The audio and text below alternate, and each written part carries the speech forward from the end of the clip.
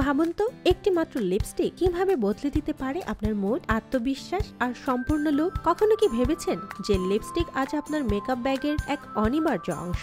তার পেছনে রয়েছে হাজার বছরের ইতিহাস। লাল, গোলাপি, নিউড কিংবা গ্লসি, এগুলো শুধু রং নয়, এগুলো এক একটা গল্প বলে। লিপস্টিক কেবলমাত্র সৌন্দর্যের প্রতীক নয়, এটি যুগে যুগে নারীদের শক্তি, বিদ্রোহ আর ব্যক্তিত্বের প্রতিচ্ছবি। কখনো রাজকীয়তা, কখনো বিদ্রোহের ভাষা, আবার কখনো ফ্যাশনের অন্যতম সেরা উপাদান। লিপস্টিকের যাত্রা চিরকালই আকর্ষণীয়। চলুন ফিরে যাই অতীতে, দেখি লিপস্টিকের রহস্যময় বিবর্তন এবং জানি কিভাবে এটি আজকের সৌন্দর্য জগতে এক অবিচ্ছেদ্য অনুষঙ্গ হয়ে উঠেছে। হাজার হাজার বছর আগে মেসোপটেমিয়ার নারীরা নিজেদের ঠোঁট রাঙাতেন পিষে নেওয়া মূল্যবান রত্ন দিয়ে। আর মিশরের রানী ক্লিওপেট্রা, তিনি ব্যবহার করতেন বিশেষ ধরনের পোকামাকড় থেকে তৈরি গাঢ় লাল রং। তখন লিপস্টিক মানেই ছিল রাজকীয়তা, আভিজাত্য আর ক্ষমতার প্রতীক। কিন্তু সব সময় কি লিপস্টিক এত জনপ্রিয় ছিল? মধ্যযুগে ইউরোপে একে ডাইনি ও গুণিনীদের সাথে সম্পৃক্ত করে নিষিদ্ধ ঘোষণা করা হয়েছিল। কিন্তু সময় বদলেছে এবং ১৬০০ শতাব্দীর দিকে রানী এলিজাবেথ প্রথম আবার লাল লিপস্টিককে এনে দেন নতুন মর্যাদা। ১৭০০ শতাব্দীতে নিষিদ্ধতার ছায়া আসে লিপস্টিকের উপরে। রানী এলিজাবেথের প্রভাব কমে যাওয়ার পর ইংল্যান্ডের লিপস্টিক নিষিদ্ধ হয়ে যায়। তখনকার সমাজে মনে করা হতো লিপস্টিক পরা নারীরা প্রতারক এবং গুণিনীদের মতো। তবে ফ্রান্সের রাজদরবারে লিপস্টিক ছিল আভিজাত্যের প্রতীক।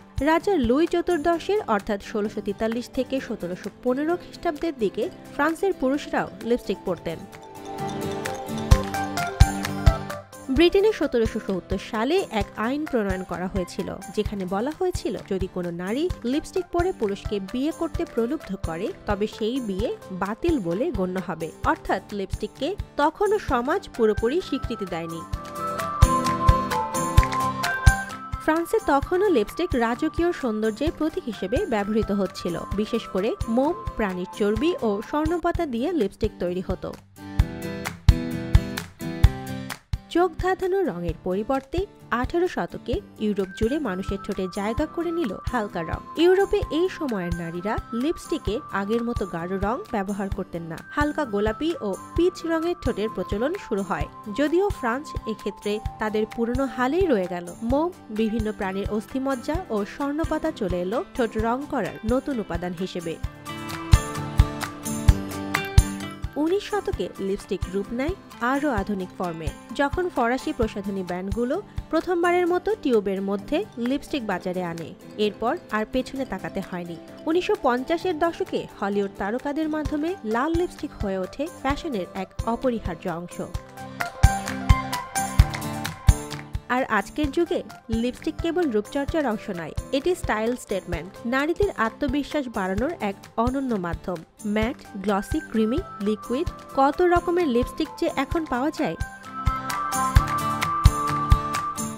স্বাভাবিক ও ন্যাচারাল লুকের জন্য এখন সবচেয়ে বেশি জনপ্রিয় নিউড লিপস্টিক। দীর্ঘস্থায়ী ও ক্লাসিক লুকের জন্য সবার পছন্দ ম্যাট লিপস্টিক। চকচকে ঠোঁটের জন্য ট্রেন্ডি অপশন হলো গ্লসি লিপস্টিক। অন্যদিকে শেড মিশিয়ে ভিন্নধর্মী ও আকর্ষণীয় লুক তৈরি করতে ব্যবহার হয় অমব্রে লিপস্টিক।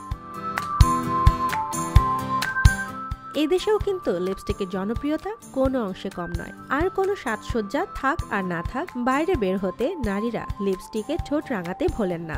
দেশীয় ব্র্যান্ড থেকে শুরু করে আন্তর্জাতিক ব্র্যান্ড, সবই এখন ফ্যাশন সচেতন নারীদের প্রথম পছন্দ। বিয়ে, উৎসব কিংবা অফিস মিটিং, যেখানেই হোক লিপস্টিক যেন হয়ে উঠেছে আত্মপ্রকাশের এক অনন্য হাতিয়ার। সুবর্ণা মেহজাবিন, দেশকাল নিউজ।